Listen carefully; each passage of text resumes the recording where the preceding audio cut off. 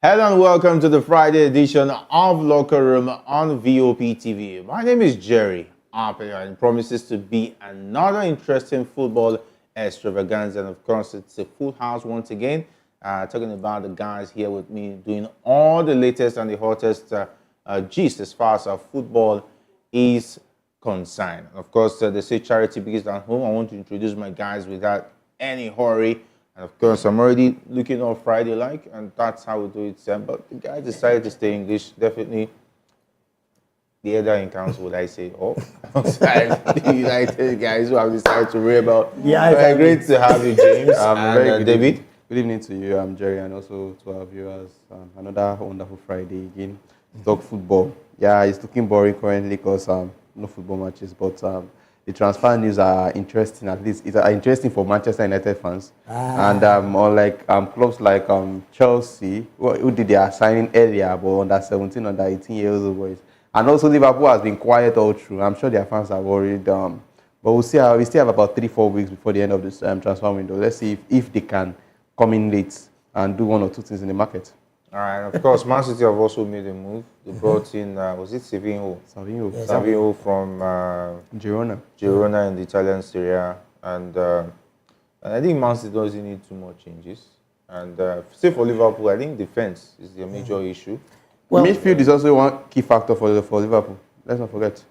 Since the departure of Fabinho, they have not had somebody like in the defensive midfield.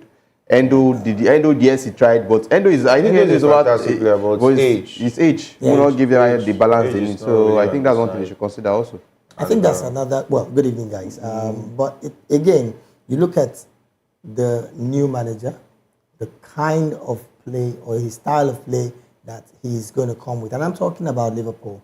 It is almost certain that the new manager looks at it from the perspective of maybe his style of football would be more attacking football, less of the defense. So you score me, I score you.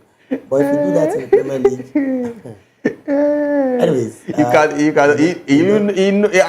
Liverpool fan knows that he cannot do that in Premier League.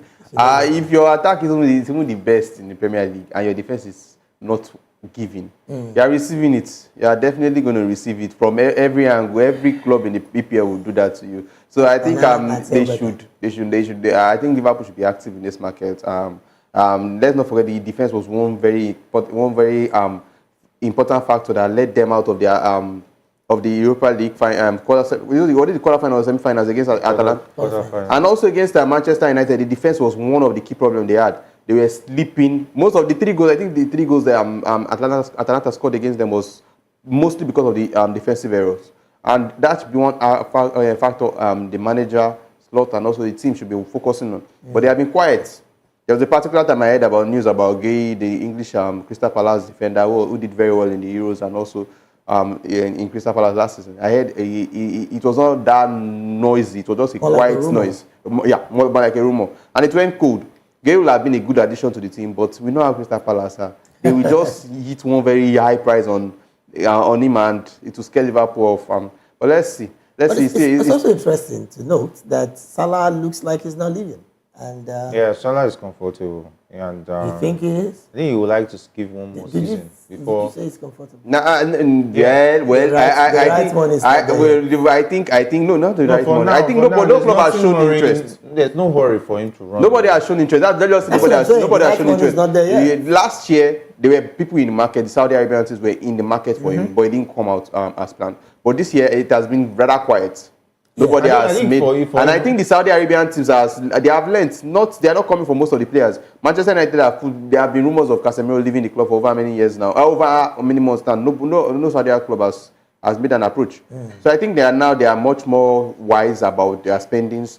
Let's just see. They still have about 3-4 weeks before the end of the transfer. I think they spent a lot of money already, and for a wise spender, for instance, all the money they spend, they would like to see the result first before they go full throttle in signing more players. And if I were Mo Salah, I think there's no reason to run away from Liverpool for now. If there's no club, age is not on his side. But he still has the quality to still show himself in the Premier League. You get? Did he really deliver last season? No, he had injury spells. Let's not forget. For the first time, he had back-to-back injuries. All the seasons before that, he has always avoided injuries. Yes. So that shows that injuries. age is also one of the that's issues what I'm he's saying. having. He doesn't heal faster like he used to heal when he was. And I think Liverpool The should be very cautious reason to why get somebody. Liverpool should cash in on him. Liverpool will surely They should even have a take backup. advantage of cashing on him. But take a look at the time of the season. August is already around the corner. I think Liverpool will be unwise to let him go now. I think being the one to sell him would have been easier to sell him June, earlier, before now. Because if you sell him now, where are you going to send him replacement? You can. You will. Their time. It's just about the money. You know how Europe works. A lot of club sides, a quality player that's as good as Salah, a lot of club sides will not let him go when the season is almost starting. That is the truth. But there are some players that leave at Okay, that same time as well. name the quality players. I can't pick any off my head. No, just now, name one quality yes, player that can fill that Salah spot for Liverpool. That is in that category when it comes to world-class player. I think you guys That any club side we have right now we want to let him go. So are you saying that Liverpool is even scared of letting a That's the business sense. That's the football thing to do. Because, for instance, let me take for Bruno Fernandes. If you want to sell Bruno Fernandes, you will not let him go now that the season is already around the corner. Because where are you going to see the replacement immediately when the season is already starting? That would be risky. Had it been it's June or so, fine, you will sell him and start pricing one player. Well, You now start bargaining. You know it's not just quick and hurry. And unless I think you you now guys do look at a Savio. panic buy. Savio is actually one very good buyer. Nobody. He's a fantastic player. He's a That very Man good City player. have What done he a good did- business What there. he did at Girona last season, and Man City were able to pick him up for about 34 or 35 million. That is because of the Very relationship Girona has with Man Yes, City. yes, Yeah. yes. The same owners. Yes. So it was I easy. think that's a very good buy, and coming to join this already existing Man City side, a very, very good one. And yes, they are going to suffer some losses. We are hearing news that Ederson might be on his way, and also Alvarez is tired of sitting on the bench. He might be on his way to Atletico Madrid. So I think those players going out and having Savio coming to replace. When it's Man City, Guardiola, he will still go 2 days.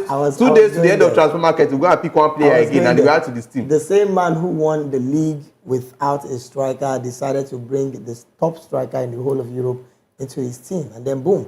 After he won the league, won the Champions League, again he's going again to get another. I mean, it's just what it is for Pep and his Man City owners. They go for a plug-and-play player, and trust me, they deliver on the job. They are the Premier League champions in waiting. Except something happens. Except something happens. That's the truth. Every season, as far as Guardiola is there. It's looking like it's because Arsenal that are supposed to improve on their team. They have been budgeting. They have been on the player Calafiori for over 3 weeks. Arsenal. And he has not gotten yielded any And that's another positive thing news. about Arsenal, really, because when you look at Arsenal, you think, okay, at this point they're doing better. Let's look for another player to help us beef up the squad, which was what they did last season. But again, they have a way of just, I don't know, getting their leg off the pedal and then slowing the pace again. And funny how Arsenal have They a lot. did amazing well They have last a lot season. of positions to cover for. They don't have one of the issues they had last season was a centre forward. It relied on the likes of Gabriel Jesus, who didn't turn up, was injured up practically almost all through the season. Yeah. People like Kai Havertz, yes, they came in, they did their best, but Kai Havertz is not a player that will give you 20 goals in the season.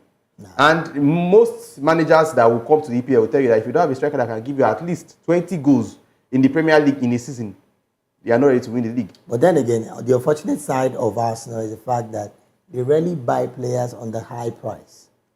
Yeah, but they've been spending money. They spent. At least they tried for Declan Rice. Yeah. Let's not forget. Declan Rice came in at about 1.5 or so. They bought Pepe the for trench of that payment. Nicolas Pepe without. Yeah, Pepe. Nicolas Pepe. But you know the trench of 75 that even million. Thomas Partey took him at 50 50 million. No, my point is, So do you know now- the tranche of that payment? Unlike No, some this other is clubs. that's true. That's true. But I mean, you have to pay like 5 times in Samantha. Come on. I think Arsenal. No if player, Arsenal, no if Arsenal will club be that needs contending, money will want to do business with Arsenal like that. if Arsenal will be contending, we want to see ourselves as title contenders for next season. They should have a top striker that will give them at least 20 goals.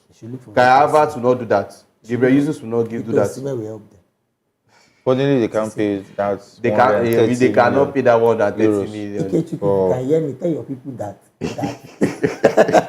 Anyway, let's come to the home front where investigations have uncovered impending danger for the Super Eagles provisional squad for the 2025 AFCON qualifiers, with the coach again not in place for the country's team. And with the NFF still dragging over the appointment of a new coach for the Super Eagles, it may again be the technical department that will compile the Super Eagles provisional squad for the AFCON qualifiers, which begin in September. It is understood that was the case on the account of the late appointment of Inidi George in May. The new coach may have to work with the provisional squad submitted by the technical department should this appointment also be delayed, and that will certainly not be a great start for the new coach. He must work, I beg your pardon, with his own selection and on his own terms from day one. The Super Eagles begin their AFCON qualifying campaign in the first week of September with a home game against Benin Republic before a tricky trip against another 2026 World Cup qualifying rival, Rwanda. And last week, the NFF Technical Committee has shortlisted 4 foreign coaches, namely Harvey Renard, Eric Chell, Tom Senfet, and Steve McLaren for the consideration of the NFF Executive Committee. And so far, so good. We're still waiting to hear. Is it Harvey Renard is like he's out of the picture? Eric Chell, they are back and forth. Tom Senfet, he's begging for the job. Steve McLaren said he's ready to let go everything he's doing in England to come and coach, but still yet, they've not made a decision. We saw the likes of Tanimu invited. That means the technical committee might also be thinking about bringing him back. I'm not going to be surprised. Yes, because I'm not going to be surprised. We saw a lot of players, they even had the boldness to say that they don't need the likes of Trus Ekong. Even the fact that he said he wanted to be a part of the team. It's quite interesting that you just mentioned this Trus Ekong issue. I kind of asked, I think it was Keys or someone, why did we not invite Trus Ekong in the last year? And then someone told me he's just coming from injury. Yet he made his charity game and played well in the charity game. Anyways, let's not even go through that. For the manager's job, like you mentioned, 4 names. One is more like not possible. I'm talking about Harvey Renard, who is asking for the hundreds of millions of naira, which is not possible. Second, there is Eric Chell that at this point, the presidency in Mali is presently saying, no, this is not going to work. You're going to stay with us. In fact, the players are saying, we're not coming back to this team until you reinstate this man as the coach. So that's number 2 out of the game.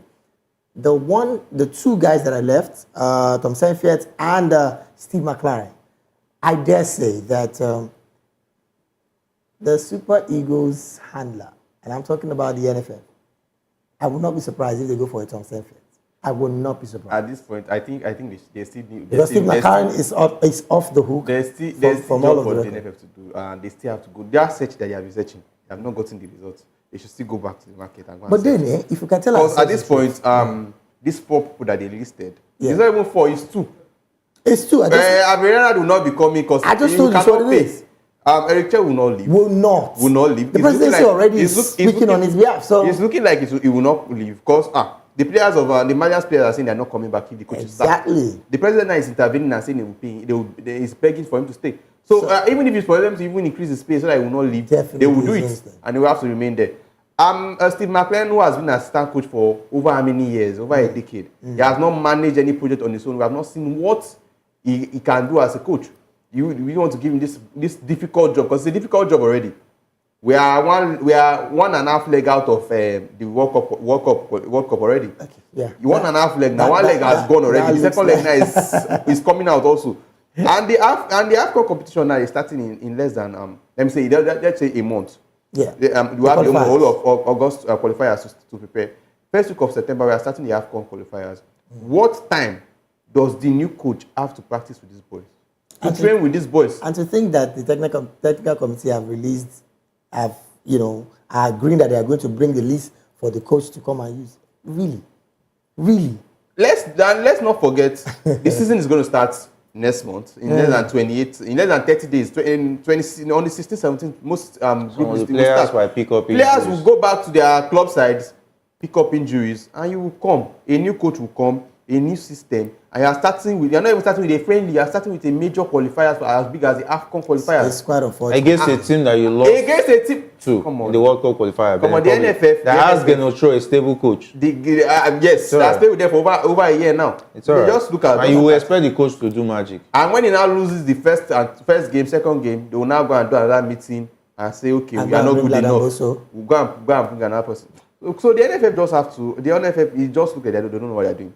It's still reflecting like they don't know what they're doing. It's quite unfortunate because as far as I can recall now, I'm wondering what is going to stop the NFF from, at this point, bringing a consortium of Nigerian coaches and placing them on a technical basis to help at least, first off, get some Nigerian players, play some friendlies, gain some momentum, let Nigerians see some quality from the league. I keep saying this over and over. The Euro 2024, the English team is a major example for the world to see. You see players that are playing in the league, with an exception of just 2 or 3. And then you want to get results from which players? The ones that at this time are not even playing anything. Don't worry, you cannot compare the leagues. Are you going to start calling Kelechi Iheanacho that has not kicked a football in how many games? You cannot even compare the leagues. If you want to 25% of our players national team or 35% from our national team, how many people even watch the NPFL? I'm not even saying. And how many of our players are even from NPFL? My point is, I'm not even saying that we should take 25% or whatever percent and put in the Super Eagles. No. I'm saying get a consortium of these local coaches, put them on the interim basis, allow them play some friendly games. That alone would, of course, using the Nigerian players playing in the league, you will see talents. It's unfortunate we cannot even grow the league this way. And then we're even talking about the league. Is the NFF even ready to support the thing is that one thing I've observed is that we don't know how to manage success. When we have little bit of success, let's take a look back. During the time of Obaseki, we had a sponsored league. Definitely. Sometimes we even had money that was paid to the team before they metamorphosed into the NPFL. I think it was Nigerian Professional Football League, NPF, something like that. So there was a little bit of success then. Right. Because they now saw the money that Obaseki was bringing in. The cabal came in and said, you cannot be eating this money alone.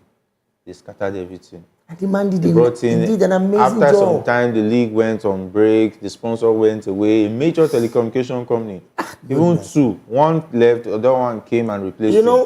You know, because of the money, all of them were interested in money. They came back. They scattered everything. They came back with LMC. Sheudiko was there, tried to manage the situation. At the end of the day, personal interest came in.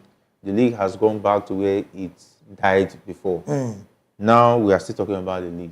The thing is that it's one thing for Nigeria, as far as they are concerned, to work on something and say they are building a success. For instance, when we went to the 2013 Nations Cup, the last Nations Cup was won by the Super Eagles. Yes. We went with a lot of local-based players due to the stubbornness of the late Stephen Keshi. Yes. He insisted on taking local players. When Keshi left the team, prior to going to the World Cup, they wanted Keshi to even they wanted to sack Keshi. If not, the presidency intervened. Keshi wouldn't have gone to the 2014 World Cup in Brazil? I remember. Yes. He wouldn't have gone to the World Cup.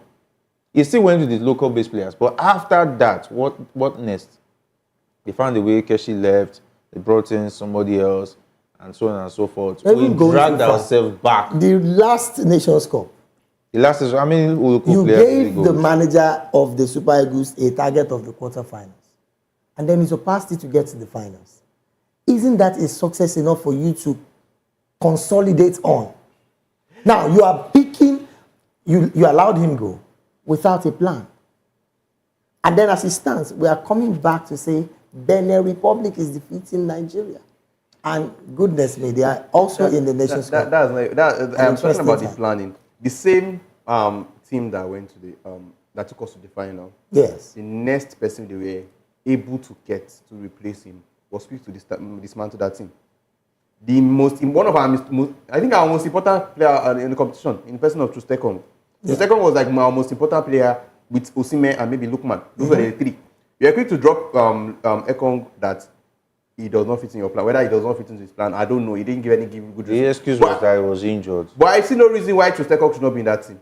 An injured Trustekong who played in the charity match a day before we played. Was it South Africa? Yes. Yes. A day before.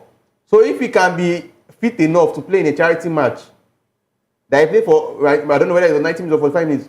If he wasn't fit enough to be present and play in a charity match, what's stopping him from being present in a Super Eagles camp? I know that speaks a lot about why the Super Eagles players have been quiet since the issue of this Osimhen. Presence alone means a lot. Presence alone means a lot. Going into the English play, let's look at the English national team. Going into the Euros, Luke Shaw has not played any match in 21 weeks. Goodness me. But Southgate knows how important Luke Shaw is in the English national team. He was able to pick him up. I'm sure if Harry Maguire's injury was maybe a week or 2 weeks something, he will have picked up Harry Maguire. Just to be in the camp and okay, they are more experienced. They have been in the team for over how many years? Luke Shaw broke into the English team when he was about 19. Luke Shaw is about 25, 26. He has been in the English national team for over 7-8 years. So these are players that are important to this team. Trustekong has been in the team for over how many years? You took him off. And yes, I'm not defending Osimhen's video, but in the video he made a comment that okay, I want to be in camp. I want to see these guys. Let me just my presence be there. He was able to say no, let's leave it out. These are players that were important. These are players that are doing very well. These are players that these people look up to that yes, they did very well in their career. So they want to look up of motivation. That's it. No leadership. I'm even going far. Ahmed Musa was in the AFCON team from beginning to the end. Did he play any match? Did he put on jersey? He was the official captain of the team. If Osimhen won that AFCON trophy, he would have been the one to lead that trophy. Definitely, yes. But he didn't play any game. Peseiro was wise enough that yes, he's a leader. Yes, he's the oldest. He has played in the World Cup. He has scored in the World Cup. His experience alone, what he brings to this team is something. Finidi was quick enough to let me just drop this one. He dropped Musa. He dropped Ekong. Osimhen was injured. Osimhen wanted to come. He dropped him. He was able to push sure it was Finidi that picked those players? It was not Finidi. That's the truth. That's the truth. Because I was shocked when I saw the likes of Tanimu and Onuachu starting. And the fact that Finidi was desperate and following through whatever advice they gave to him. And let's not forget, Finidi will listen to the likes of Eguavo. Why? Because he will see him as a senior man. Who is there. And the head of the technical team. He wants to let me just play along and see, let's try and build a team. Let me work with this structure. Not knowing that these guys are outdated when it comes to tactics. And they have nothing to offer. No hard feelings to the likes of Ikweba. True, Ikweba has no coaching experience. Only as an ex-footballer, that is why, and he's a pundit. So, and those are the kind of people he went about listening to. And when the hammer came, those guys are still there in the technical department. For me, Eguavo has not done anything different. With all due respect to him as an ex-international, he has no business being the head of the technical department because we have not seen anything technical. They would want to. There's no technical addition they've brought to the team. So even the Super Eagles or the eighth-grade teams, what technical aspects are we seeing? At this point, it's just vibes on vibes. I didn't want to talk about all the Amokachi there. We have let them be one side. Currently, the major problem we are facing currently is now getting the coach.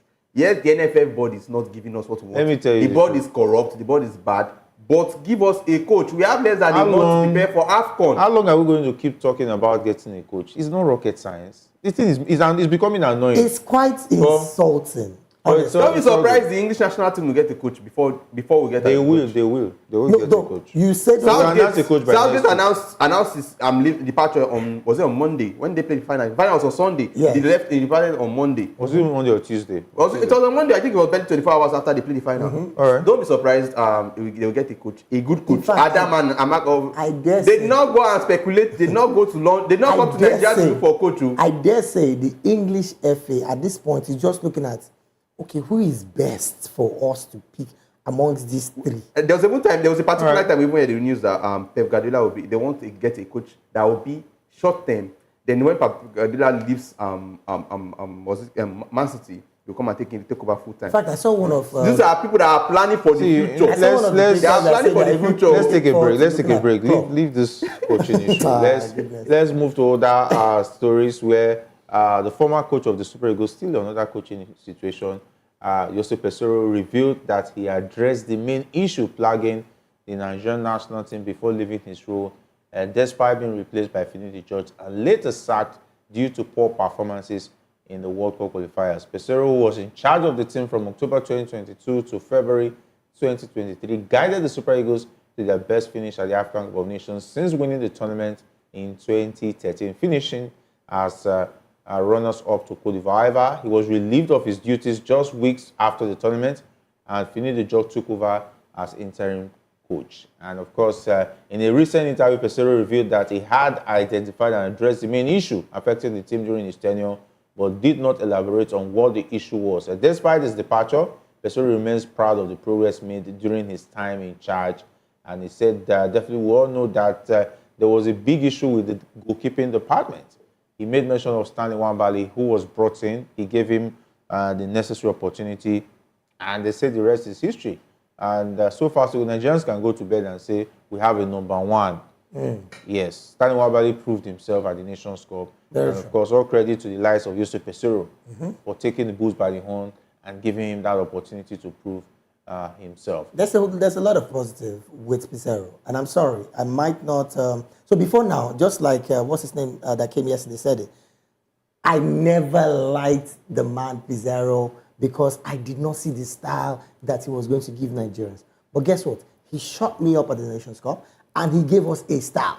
Call it defensive style. Trust me, a Jose Mourinho forever will be proud to have that kind of style any day, anytime, and win trophies. As Southgate won the finals, it will have been the same thing. Do you understand? So one of the positive again is the fact that the goalkeeping position, like he mentioned, I mean, I don't think maybe after Vincent Eyama, Nigeria had not gotten any number one goalkeeper. Now we have a Stanley Nwabali, who I must say, his confidence is even beautiful to even watch. I mean, when you say a goalkeeper full of confidence, again, I dare say confidently, Onana from Manchester United is another goalkeeper with mad confidence. Even with the goals he's conceding, he will still boldly look at you and say, look, move here, and he commands it. And give interviews after the match. And still grant interviews. He will make mistakes because of the match and still come out and give interviews. So, I mean, so for me, Peseiro did an amazing job that we were supposed to have consolidated on. But unfortunately, our FA consistently keep telling us that we are not ready. I think one of the most important things Peseiro did for the Nigerians, let me just say the Super Eagles, Nigerians is giving us hope. Going into that competition, people like most people, not just I dare say, look at people, I don't want to mention his name. I don't want to put him on this one. He did say people were like, let's go and play our 3 matches in the group stages and come back. Exactly. So just imagine, I think more than just not people like I think more than 80% of the populations that watch Super Eagles matches that have been following in for years, be like, is that what we're going to do? Yeah. And funny enough, most people didn't watch the group stages. They were like, what's the essence of watching the group stages when we know we are going to come back soon? Right. Funny, we were top at the point. Then we made it to the quarterfinals. That was the knockout. Then we were like, okay, we are in knockout. Let's go now. Let's go and watch. That was when the viewership and people started following and Twitter. People on Twitter were like, okay, yes, let's support these guys. So the hope it gave us at that point was more than what we expected. We were expecting, okay, group stages, we are out, we are coming back to prepare for the next competition or the next qualifiers. But it took us to the final. The amount of Nigerians that were happy that we got to the finals of the AFCON alone, as we had won it. Oh God! You know, but anyway, that's a story for another day. It's quite annoying, really, because when you think that something is going on well, the best and the next thing to do is let's consolidate on it. But unfortunately, the NFF, now who do now? We are supposed to be building upward, but after the what Peseiro did with this particular set of Super Eagles in January, February, I was expecting a better movement than what we're getting. How will you leave from Peseiro, who led the Eagles, and the Eagles that nobody believed to the final? You left the Peseiro and you came back to Finidi. It's all good. Let's also go to more stories where former Nigerian coach Emmanuel Amuneke has expressed his approval of Victor Osimhen's potential transfer to Paris Saint-Germain PSG, describing it as a welcome development for the striker's career. Amuneke, who gave Osimhen his international breakthrough with the Golden Eaglets, believes that playing for a top club like PSG, which participates in the UEFA Champions League, will be beneficial for Osimhen's growth. Definitely, everybody will see it that way. Coming from his ex-coach, though he picked Mo Salah as his Can't play out the year, but this time I think he's trying to settle scores. Just leave Back down, say, no, I like go that to line. PSG. I like that line. Go to PSG. PSG will pay you. I think it's obvious. PSG definitely They'll settle themselves. is the best option for him right now. Currently, yeah, with the way things are looking, I think PSG is like the best option for he has. Spending another year with Napoli not just only reduces his value as a player, but also Napoli said that is rebuilding with Conte. Napoli is one team that they have not been in the market for they have not been in the market. I've not heard their name in the market making signings. So and they didn't have a very good team last year. The injury crisis was Osimhen, and also they didn't perform last year. But this season, now that PSG are in the picture, I just hope that the Laurentiis and the Napoli side don't make it difficult for them to cash in on him. Well, it's going to be very possible if, as it stands, the PSG side is coming to say, okay, we want to buy this guy, and we see that the price is high, let's pay instrumentally, just like some other clubs do. But the issue would now be Osimhen as a player not trying to destroy his image by forcing a transfer. Forcing a transfer would not help you because the people you are going to meet clearly knows that if you can do this to the people who have fed you before now, you most likely might do this to us. So it's about managing your brand. I think the most important part in all of this is we hope that this transfer goes through. And if it does go through, it's going to be a plus for him. I actually felt, well, Arsenal would have been a good place for him to go. But as it stands, Arsenal looks like they're not coming for any African player. All right, let's see how that one pans out. Let's talk about more transfer news, where Barcelona fans are showing the support for the club's pursuit of Nico Williams by making symbolic contributions to the team's official TikTok account. The 22-year-old Atletico Bilbao winger has gained widespread attention from his impressive performance at the Euro 2024 campaign, and fans are particularly excited about the prospect of pairing Williams with Barcelona for Lamine Yamal, who was named the tournament's best young player. Who knows like better team? And we heard they started doing a job. Guy, if they are doing contribution, they are doing cooperative. They have money to buy the better team. Barcelona as it stands. Barcelona as it stands now. They don't have money. The fans, the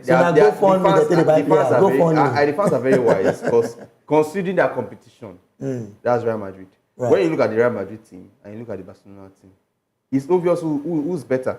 So the gap is like it's too much. Yeah. The Barcelona team will have the attack of Vinicius, Mbappe, and Rodrigo. And Hendrik is coming in. And they have Jude Bellingham. They have a Modric, Camavinga, Tchouaméni, Valverde. These are players in one particular team. Yes, now Mbappe. And when you now look at the Barcelona side, Lamine Yamal, their biggest product. Lewandowski, Udbaba, Gavi coming up from injury, long-term injury. Yes, it will be important. Pedri, injury prone. You will need to add a Nico Williams at least to give you a chance to compete. And let's not forget the Atletico side, they also do very well. If the likes of Julian Alvarez can leave Man City to come and join the Atletico side with what they have before, I think it's one thing they should be looking at also. Girona also did very well last season. They are seeing the market now, trying to fortify their team, going into following the new season. So I think, yes, Barcelona, if it's possible, any move they can make and to get this Nico Williams joining. Arsenal is really big on signing Nico Williams too. Arsenal is just they are speculating, they are interested, they are thinking. But it's a big positive for Barcelona that the fans are going to carefully at this point look at the fact that the club is financially constrained to get a Nico Williams right now, and the fans are going the extra mile to get to raise some funds for them to get the player. Again, is William going to be a good plus for these Barcelona side? Definitely. The answer is yes. Definitely. But can they afford him? It's a big no. They've started doing contributions. But I'm not surprised. There's a cooperative that has been set up on TikTok. GoFundMe. No. Like, so I'm don't not worry. surprised. They will this soon same Barcelona side, the we are getting news that they are broke, but they are renovating their stadium. No, that's a It's a partnership. It's a partnership with their the same thing that was done with Benebu Stadium. Oh yes. Where there was a partnership for I think 20 years or so. Yeah. and they'll be making money off that partnership before.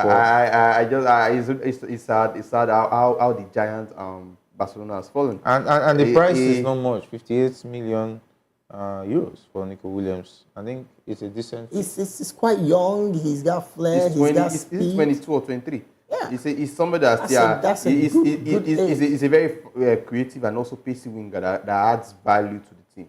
So I think if Barcelona are able to get him, it will be a good steal, a very good one. At least closes the gap a little between them and their rivals. Because yes, as it looks, if you look at the squad list of both teams, you will give almost every trophy. You give every trophy that is in Spanish league to the Real Madrid side. There's no competition. When you compare their both teams, I think it's rather clear who will be the. But the question would now be, where would the likes of Rafinha be playing if they bring a? As it stands, Rafinha is not even getting his chance. Let me Yamal is benching Rafinha. So is him and Yamal that we battling for the particular position? There's no contest between him and Yamal. At this point, it's not even a contest anymore. I think Rafinha should be a mismatch. I think Rafinha should be looking for a new club side so that they can gather money to buy Nico Williams. I'm even happy we dodged that bullet. We went to collect another bullet again. Oh, in the person of Pokoli. Pokoli. Yes. But I think Rafinha is better than Pokoli for me. It's still decent. At least it will still give you some chances. No. You know what? I would choose Anthony. Anthony is 23 or 22. Rafinha is about 28, 29. And then the plus for Anthony is he comes back to defense as well. Yeah. So he's a bit of a team player than Rafinha. So he has no choice. He has to defend when he's not doing anything up front. He has to come back. If not, they will send him from the attack. That's it. Out of the stadium to go. I think the La Liga next season will be interesting. Interesting in the sense that all our attention will be on Real Madrid. Yeah. Maybe another surprise might spring up. Girona was a surprise last season. Oh yeah. Going into this new season, I don't think I will not be. It means Real Madrid is the champion in waiting too. Of the La Liga, of the Copa del Rey, of no contest already. As it stands, yeah. As it stands, and the beauty of this Real Madrid team is the fact that they have a man in Don Carlo that knows how to manage all of these talents.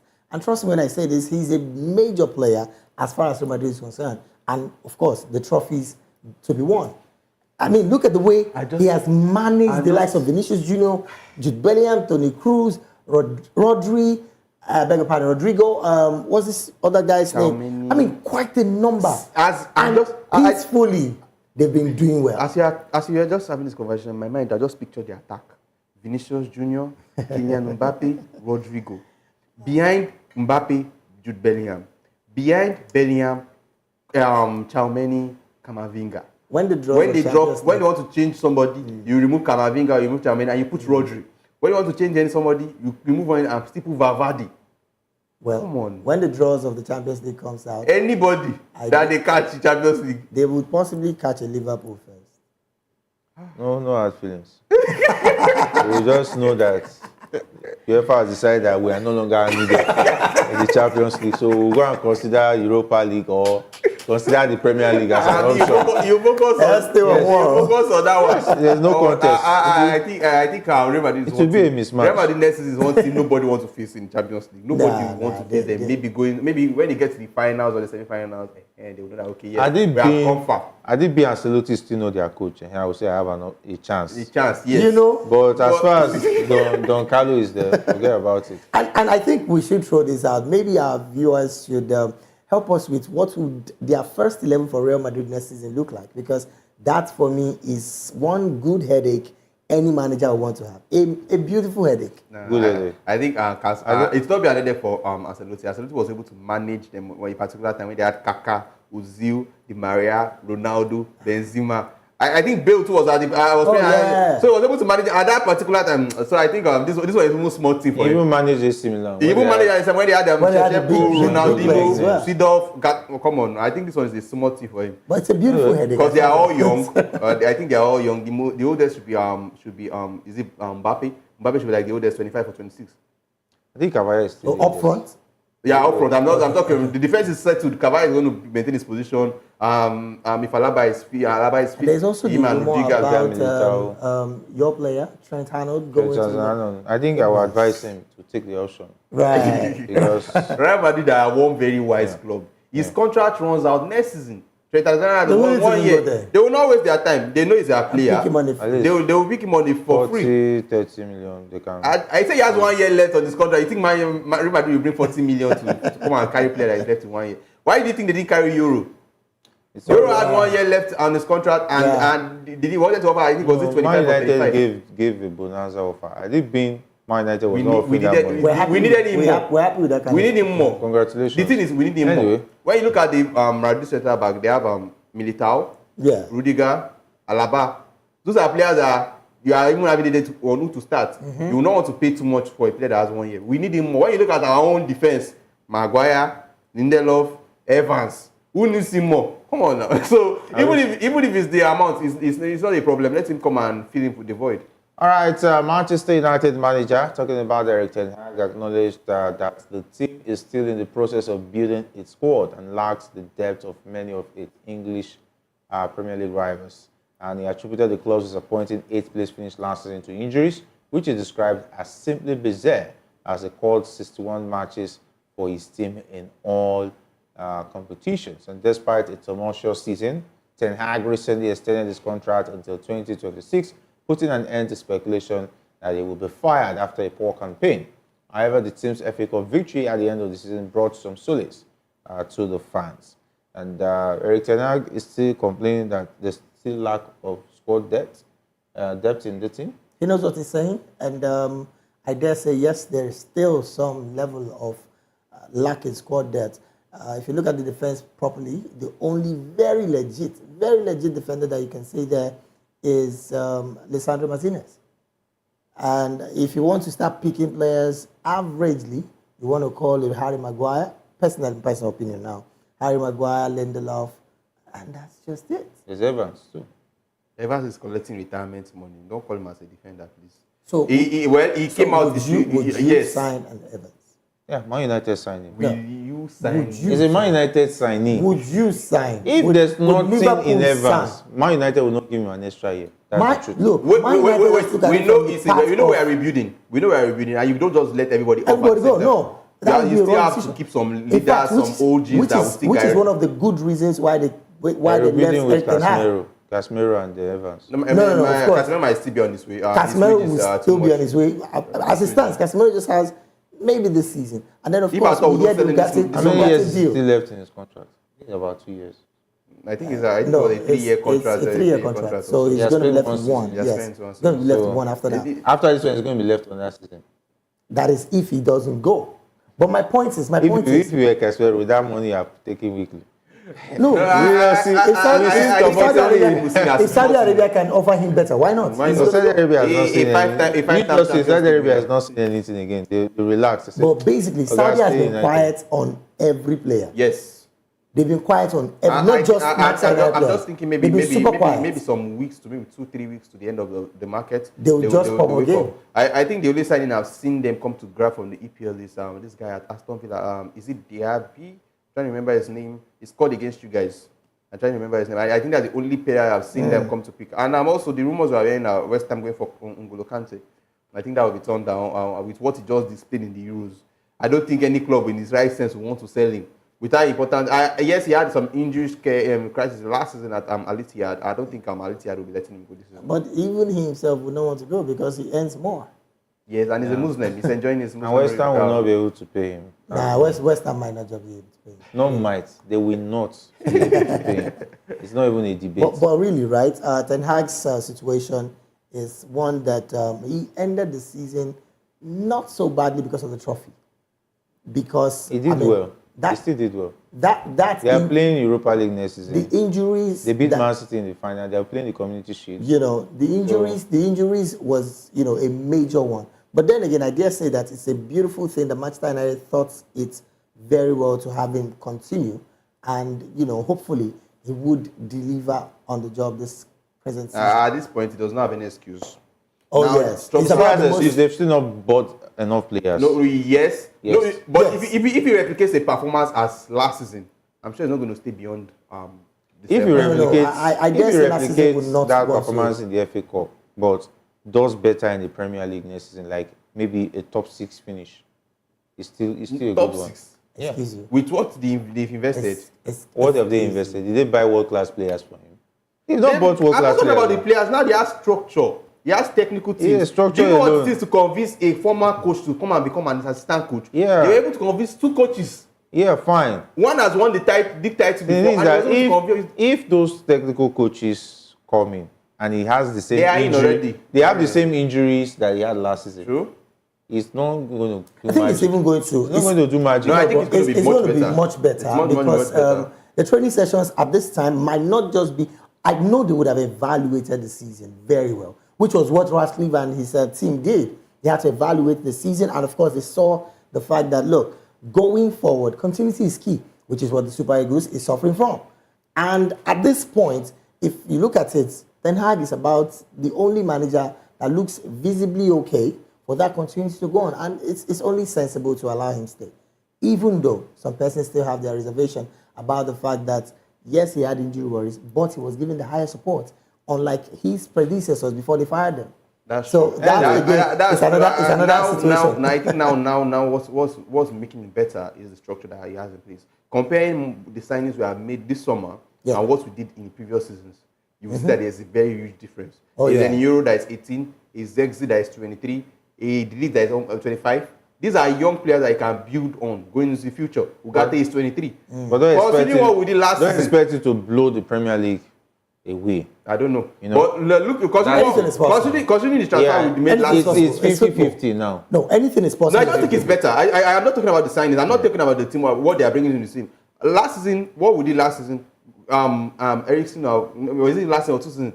Eriksen or somebody not, we know the situation of Eriksen. Going to buy Anthony for over almost 100 million from Ajax. No testing. Got a Casemiro of 30 or 31 for over 60, 70. I was doing well, but the money is just too much for him. No, for his age. Let's be honest. And these are players. Look at the age difference. If it was not worth that money, Man United would not. Don't say it's no. Pay that much. The thing is don't tell me that. Don't say that. It was not worth that money. Ajax didn't want to sell him. Ajax didn't want to sell him. We've solved that problem. We can't have all of this kind of conversation again to come and start looking for a 31-year-old now. That's too much. How will you pay? And the amount that was paid. Johnny Evans was compensated because he did well to and he came in for free. Let's not forget that. He came in for free. He came in for free. We didn't pay anyway, the season is in August. So this is July. July is almost over. Right. So let's keep You know we'll start our own because we're playing the Community Shield. Give us that respect. Senior man, give us that respect. Community Shield, fine. Good. Let the Community Shield come and go. Then we'll come back here and talk about it. Definitely. But time definitely they say we'll tell. I can't wait to defeat Liverpool my first with them. You are beating Man City now. Is it not Man City you're playing? You're not playing Liverpool. Once we don't win that, I'm talking about my first game with Liverpool. You cannot even going forward the season. You are going to beat Man City again.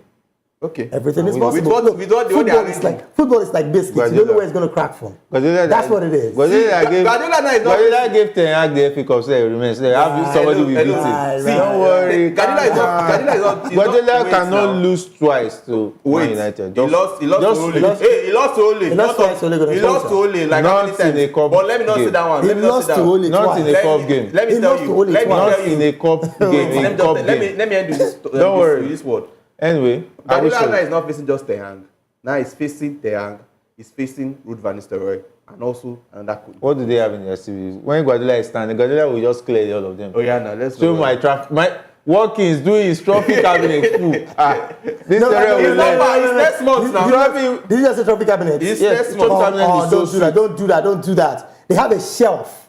Don't go there. With Van Nistelrooy has a shelf. I'm talking about Manchester City. They have a shelf of trophy. Okay, thank you very much. Come on. You don't want to compare my trophy cabinets to Man City. All right, no problem. Anyway, don't do that. That's much you can take on locker room. We'll be back on Monday with more action in the exciting world of football. I want to say big thanks to all those who joined us and those who joined us on YouTube, Facebook, and on Twitter.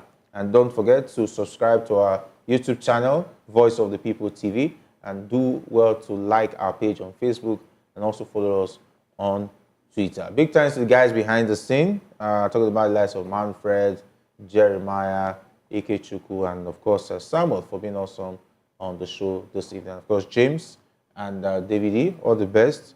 Tips to all the best. All the best to that will go for your you. transfer, your chasing of the players. Tips to all the best. All right, my name is Jerry Abela. I'm saying have a great weekend.